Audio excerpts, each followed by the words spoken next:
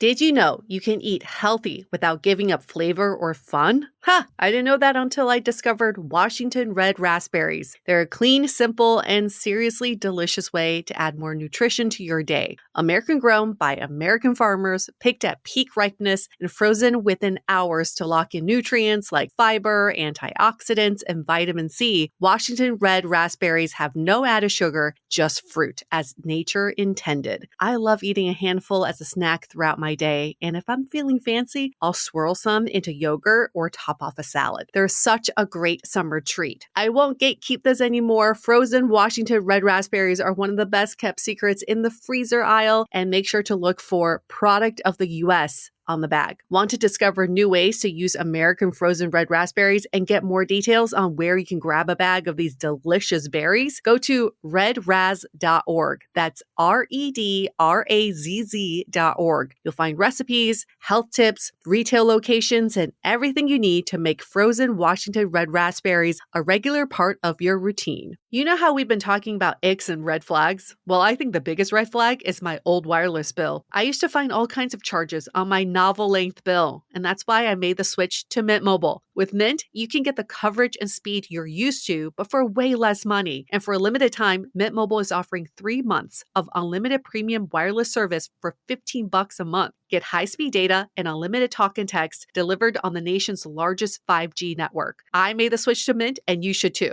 This year, skip breaking a sweat and breaking the bank. Get the new customer offer and your 3-month unlimited wireless plan for just $15 a month at mintmobile.com/dateable. That's mintmobile.com/dateable. Upfront payment of $45 required, equivalent to $15 a month. Limited time new customer offer for first 3 months only. Speeds may slow above 35 gigabytes on unlimited plan. Taxes and fees extra. See Mint Mobile for details. Hi, I'm Yue Xu. And I'm Julie Kraftchick. We're active daters turned dating insiders. Here to dive into everything modern dating and relationships. Welcome to Dateable.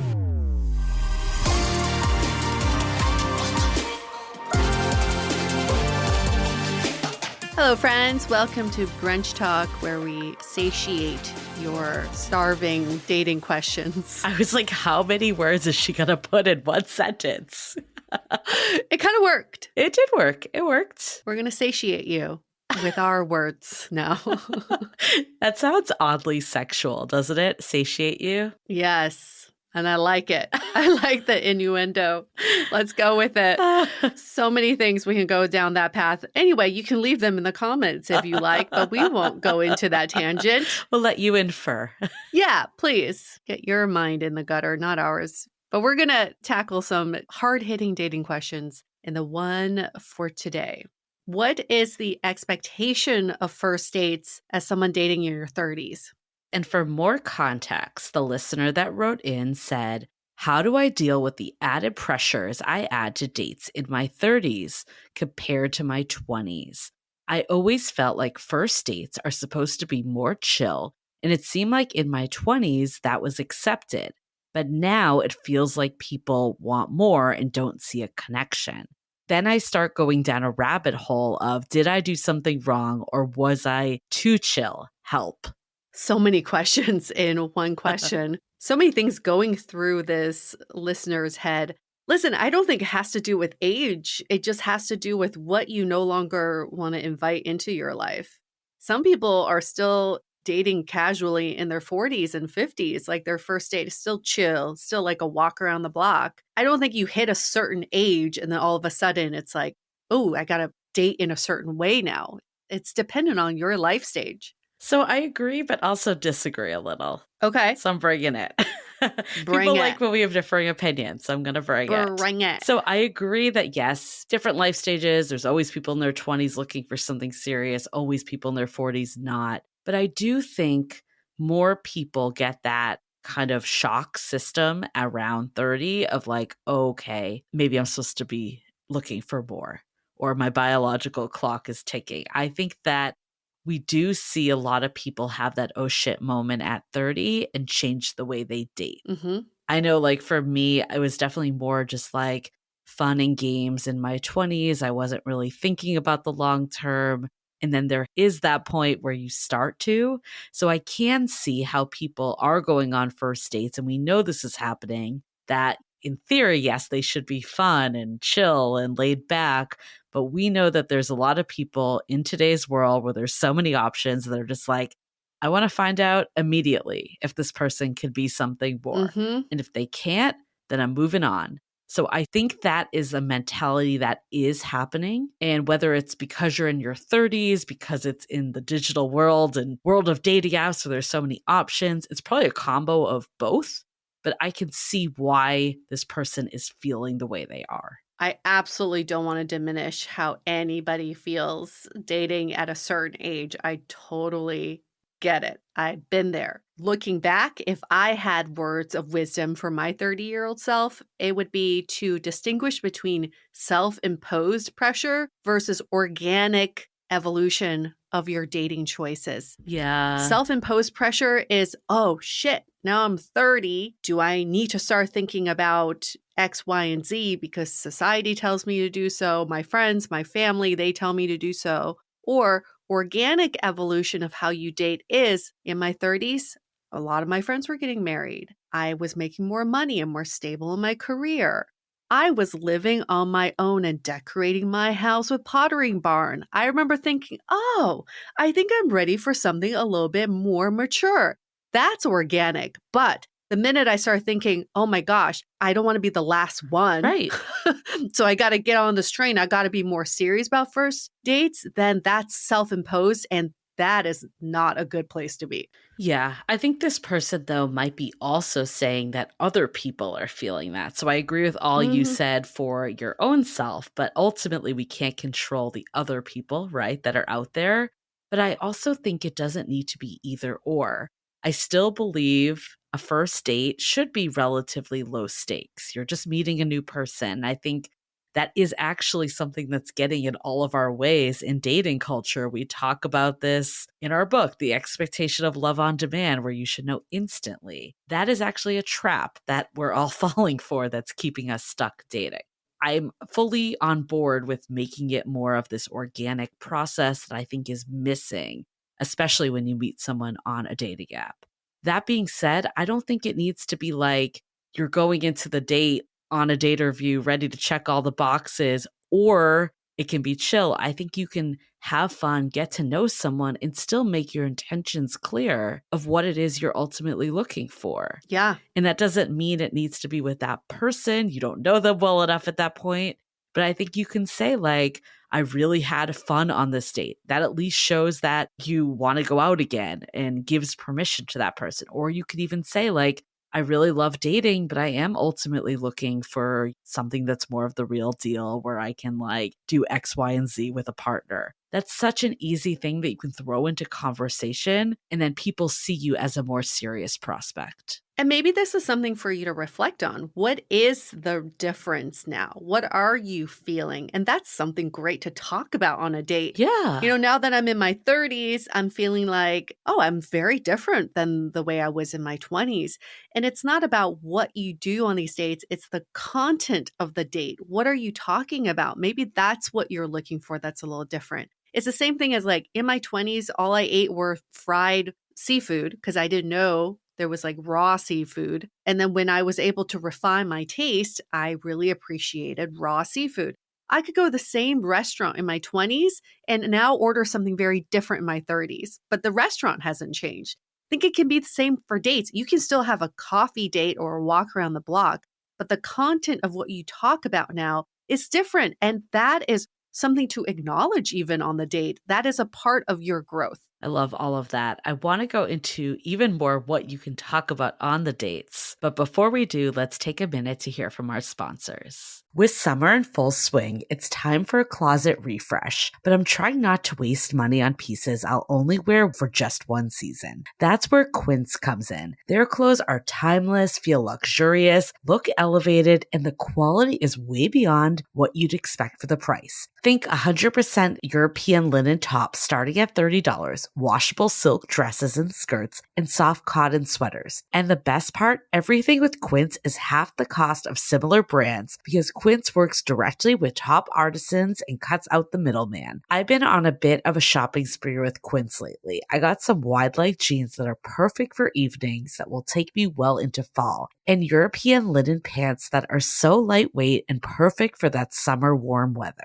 So give your summer closet an upgrade with Quince. Go to quince.com/dateable for free shipping on your order and 365-day returns. That's QUINCE.com/dateable to get free shipping and 365-day returns. Quince.com/dateable. Have you heard the stat that we're eating a credit card worth of plastic a week? That's why I made the switch to Blue Land across all cleaning products around my house. Blue Land's products meet the highest standard of clean. They're effective yet gentle on my family and planet. Blue Land was also named an EPA Safer Choice Partner of the Year. From cleaning sprays and toilet bowl cleaners to dishwasher and laundry detergent tablets, Blue Land's formulas are 100% microplastic free, made with certified clean ingredients, free from chlorine, bleach, and harsh chemicals that are safe to use around my family. I love not having to choose between the safe option and what actually gets the house clean. And that is why Blue Land is trusted in over 1 million homes, including mine. Obsessed with the laundry tablets because they make laundry a breeze and lift even the toughest stains. Blue Land has a special offer for listeners. Right now, get 15% off your first order by going to blueland.com/dateable. You won't want to miss this. blueland.com/dateable for 15% off. So actually looking back on my dates that became relationships, we had very just like fun conversation that felt just natural and organic. But I also feel like there was a little bit of vulnerability that made me look at them as someone that wanted a relationship or wanted to, not just casual hookup or something like that. It was the times though that I went into dates like very, I guess, looking for a certain thing 100% and maybe had like a list of questions I wanted to ask. Those dates didn't go as well because they felt like more forced. So I don't want this person to like lose this more laid back sense of just getting to know someone, because I think that actually can build connection in early dating. And maybe that is the trickiest part of dating in your 30s, is that you want to balance the fun and lightheartedness of getting to know someone with also getting depth from that person. Like there still needs to be connection. And I find that balance really hard to do on a date. Like in my 20s, it was just, let's get fucking drunk. And then we'll figure out the connection later. But then also you can't go the opposite side and be like, let's talk about your childhood wounds, dreams and your goals. Yeah, let's talk about your childhood wounds. Like, what are you working through right now? That's also too much. So what is that middle ground that you have to teeter-totter a little bit? We don't want to do the therapy session or the date review. Those are some of our bad dates. So stay away from those. Yeah, those are really tough to deal with because end of the day, you still want to have fun with someone. That's still kind of like the baseline. But if you go straight to trauma dumping, nope. And then you have this false sense of connection with someone, that's not really going to get anywhere either, right? So it's like, where do you find that balance? I also find it something that switched for me in my late 20s, early 30s was formal dates, like actual dates. Yeah. In my 20s, it was like casual hangout. Let's grab a drink. I'm going to a bottomless brunch. You want to come along? At some point, someone's like, oh, I really want to take you out. Right. And that could be just a tiny little change that makes it feel more like there's more depth to it. More intention behind it, right? Like we're going on a date. Yeah. I think there's just little things you can add in, like we talked about, of saying what you're looking for in a high level, making sure the follow-up is there. Because I think too, like I'm thinking about my first date with my partner. I left being like, oh, that was really fun. I enjoyed talking to him. It was also during COVID, so there wasn't really any physical contact. So I was like, I don't know if that was like a friend thing or a romantic thing. And then he sent me a text and was just like, oh, by the way, I meant to say, like, you looked really pretty tonight. And and I'd love to see you again. No. And then I was like, okay, this is someone that's taking initiative. Yes. I can put you back into that serious prospect. Yes, something as simple as that. That's killer to just be like, listen, this is not platonic. I'm not looking for a hangout buddy. Yeah. I want to show you that I have romantic interest in you, right? And then making that known. Good move. And the good news, too, in this situation, maybe in the moment you're caught up, you're nervous, you're not thinking about it. In today's world with texting, you can do it after the fact. Yes. It's never too late. Yes. Even just following up immediately, just being like, I'm down to hang out again. That was really fun. Or I'd love to take you on another date. Yes. Yes. Don't put the pressure so much on the date. I think a lot of this evolution could come from like post date, how you digest the date, how you want to move forward to the next date. Yeah. It's all part of the maturing process as well. But I still love the idea of just expressing and describing your journey on these dates and feeling that difference of turning, 30, what that feels like. And I'm sure so many people feel the same way as you and they just never have a chance to express it. I also love hearing when people say like, look, up until now, I wasn't focused on a relationship. Yeah. That shows why you're still single, right? It kind of removes that mystery. But I like hearing the story of this is where I'm going. So even if historically you haven't been looking for something serious, haven't had a ton of relationship experience, it doesn't matter. What do you want now and how do you communicate that? Yeah, very good. So I guess to sum it all up, don't let this added pressure come just from age alone, but think about what it is you really want and make sure to communicate that, have that balance of still bringing the fun energy and the low chill vibe of just meeting someone new for the first time, but also throw in a few things here and there of what you're actually looking for or where you want to go and make sure your follow-up is there. Yep. Intentionality behind everything you do now. Welcome to your 30s. Wait till you get to your 40s. Then you just don't give a fuck. Then you're like, I don't care. I don't care what we do. Yes, there's so much to look forward to. Thank you so much for this question. For all of our listeners, you can send in your questions. You can email us, hello@dateablepodcast.com. You can DM us on Instagram @dateablepodcast. Or the best way is to leave us a rating and review in Apple Podcasts. Give us 5 stars. In the body of your review, you can ask the question there. And as an added bonus, if you tell us you pre-ordered our book, How to Be Dateable, coming out next year, then we'll bump you up to the top of the list so your question gets answered right away. And actually, this person did pre-order the book. And that is why their question is up here. Standing applause. Kind of.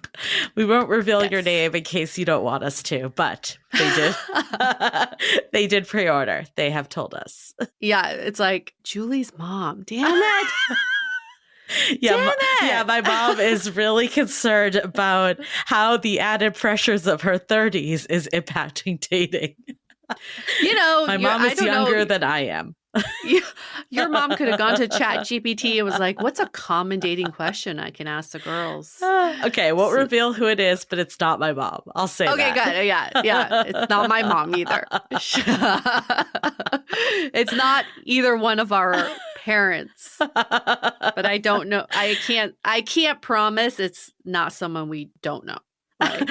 I would love one of our parents to ask a question one day. Oh, they probably wouldn't even know where to start, though. Let's be honest. Oh, that's such a good thought exercise. If you made your parents ask a dating question about dating today, what would they ask? We'll leave on that note. Wow. Okay. Do you have any thoughts? You know all the ways to get to us. Send us your thoughts. I love to hear what you think. Yep. And make sure to subscribe to Dateable on all your podcast platforms so you get brunch talks, but also our long form content and also a quickie. And make sure to pre-order the book, howtobedateable.com. Yes. We're going to see you all next week. Bye.